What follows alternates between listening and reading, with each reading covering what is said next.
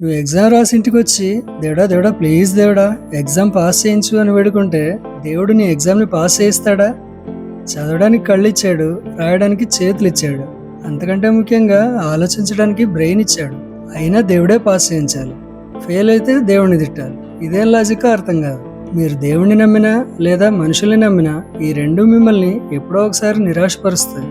అంతా దేవుడే చూసుకుంటాడు అనకుండా, పూర్తిగా మనుషుల మీద ఆధారపడకుండా మిమ్మల్ని మీరు నమ్ముకోవడం ఎంత ముఖ్యమో ఈ వీడియోలో తెలుసుకుందాం. దేవుడి మీద నమ్మకం అనేది దేవుడికి మనిషికి మధ్యనున్న ఒక ఇంటర్నల్ అటాచ్మెంట్. ఏదైనా సాధించడానికి నువ్వు చేసే ప్రయత్నాల్లో నీకు ధైర్యాన్ని ఇస్తుంది, ముందుకు వెళ్ళడానికి నమ్మకాన్ని ఇస్తుంది.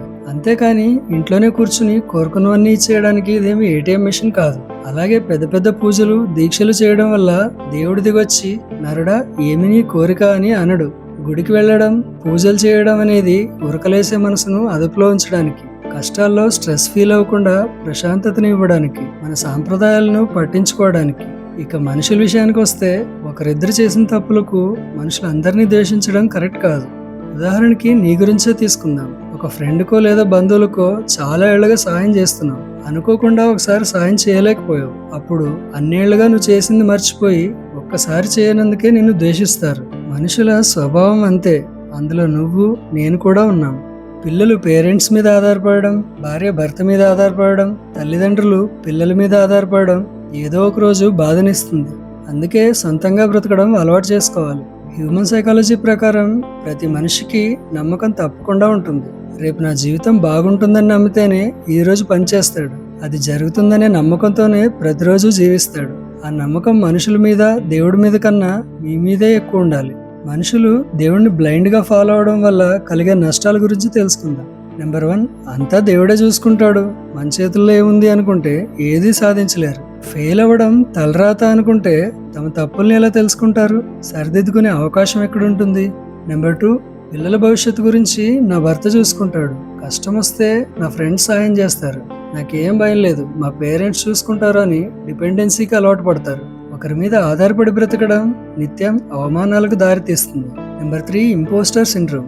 కొంతమందికి దేవుడి మీద, ఎదుటి వాళ్ళ మీద ఉన్న నమ్మకం వాళ్ళ మీద వాళ్ళకే ఉండదు. దీన్ని ఇంపోస్టర్ సిండ్రోమ్ అంటారు. ఇది నేను చేయలేనేమో, మనలాంటి వాళ్ళు ఇవి చేయకూడదేమో, ఇలాంటివన్నీ పొందడానికి మనకు అర్హత ఉండాలి అనుకుని తమకు తాము బౌండరీలు వేసుకుంటారు. నెంబర్ 4, ఊహల్లో బ్రతకడం. నాకు మంచి టాలెంట్ ఉంది, దేవుడే ఏదో ఒక దారి చూపిస్తాడు. ఇన్నేళ్ల నుండి పూజ చేస్తున్నా దేవుడు నాకు మంచి చేస్తాడు. ఇన్నేళ్లుగా జాబ్ చేస్తున్నా మా ఓనర్ నాకు సాయం చేస్తాడు అని చాలా మంది ఊహల్లో బ్రతుకుతుంటారు. అవన్నీ జరగవని కాదు, జరగచ్చు, జరగకపోవచ్చు. ఒకవేళ జరగకపోతే ఏం చేయాలి అన్న ఆలోచన రాదు. అదే పెద్ద ప్రాబ్లం. నెంబర్ 5, వాళ్ళ అవసరానికి మిమ్మల్ని కన్ఫ్యూజ్ చేస్తారు. ఒక ఎంప్లాయీ బిజినెస్ చేస్తానంటే మేనేజర్ స్వార్థం కోసం వ్యాపారం చాలా నష్టాలు ఇస్తుంది, ఫ్యామిలీ రోడ్డున పడుతుంది, ఈ ఉద్యోగమే నీకు సేఫ్ అని నిన్ను ఆపేస్తాడు. మీరు సంతోషంగా ఉంటే అది ఓర్చుకోలేని వాళ్ళు మీకు లేని ప్రాబ్లమ్స్ గుర్తు చేసి బాధపడుతుంటారు. మీరు అందంగా ఉన్నా, ఏదైనా టాలెంట్ ఉన్నా, మీరు ఎదుగుతున్నా చూడలేక మిమ్మల్ని డిమోటివేట్ చేస్తుంటారు. అలాంటి వాళ్ళ మాటలు అస్సలు నమ్మకండి. మీకు ఏదైతే అనిపిస్తుందో అదే నిజం. ఎదుటి వాళ్ళు పొగిడినా, తిట్టినా ఫీల్ అవ్వకండి, ఆలోచించండి. ఫైనల్గా చెప్పేది ఏంటంటే, మీరు దేవుణ్ణి నమ్ముతున్నారా? నమ్మండి, కానీ బ్లైండ్గా ఫాలో అవ్వకండి. మీరు మనుషులు నమ్ముతున్నారా? నమ్మండి, కానీ రియాలిటీలో ఉండండి. దేవుడి కంటే, మనుషుల కంటే ఎక్కువగా దేవుడు మీకు ఇచ్చిన టాలెంట్ని నమ్మండి. వీడియో నచ్చితే లైక్ చేయండి, నచ్చకపోతే కామెంట్ బాక్స్లో తెలియజేయండి. Thanks for watching. నమస్తే.